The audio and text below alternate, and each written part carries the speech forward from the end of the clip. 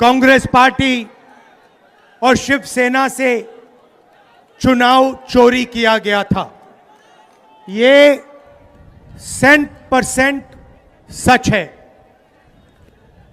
तकरीबन 1 करोड़ नए वोटर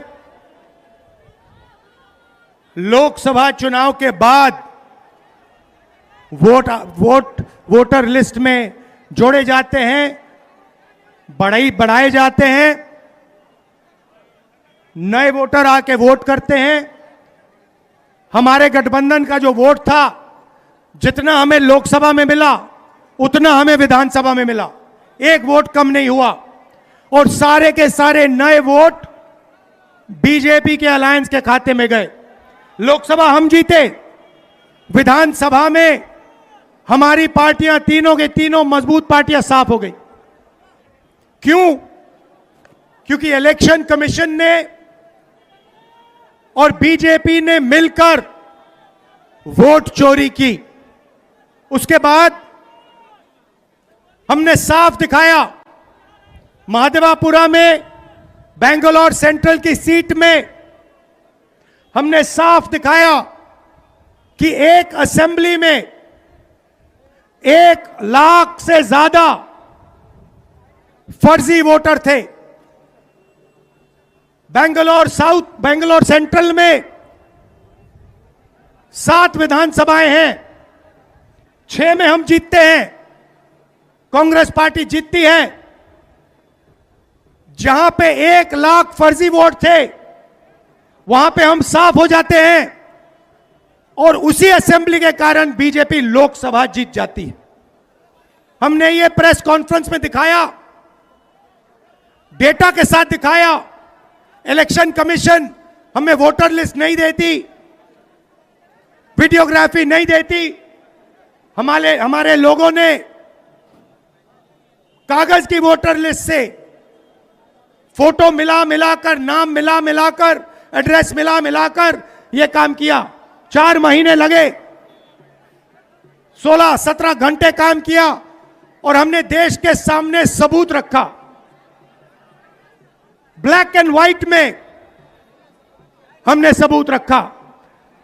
बिहार के युवाओं को मैं कहना चाहता हूं, यह बिल्कुल सही बात है। देखिए, वोट चोरी का मतलब अधिकार की चोरी, वोट चोरी का मतलब आरक्षण की चोरी, वोट चोरी का मतलब रोजगार की चोरी, वोट चोरी का मतलब शिक्षा की चोरी, वोट चोरी का मतलब लोकतंत्र की चोरी, वोट चोरी का मतलब युवाओं के भविष्य की चोरी।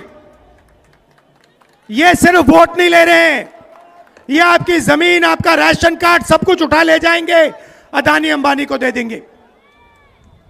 भाइयों और बहनों, जिन शक्तियों ने महात्मा गांधी की हत्या की, वही शक्ति इस संविधान की, अंबेडकर जी की संविधान की, गांधी जी की संविधान की हत्या करने की कोशिश कर रहे हैं।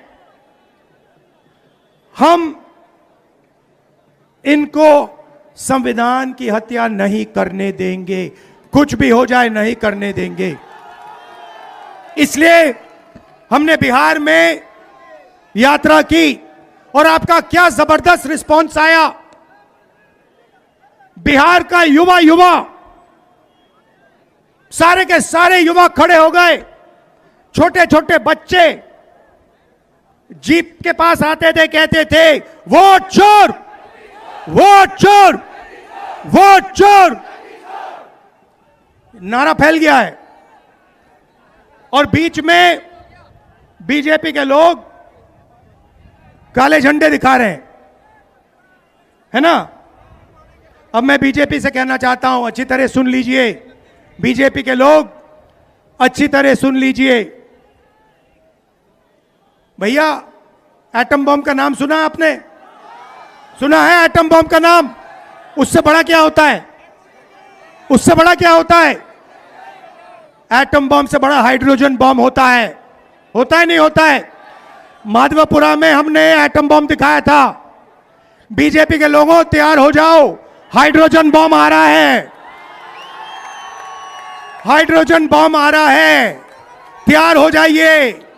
आपकी जो सच्चाई है, वोट चोरी की सच्चाई है, वो पूरे देश को पता लगने जा रही है। राइट?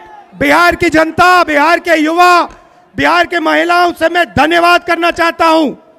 ये क्रांतिकारी प्रदेश है।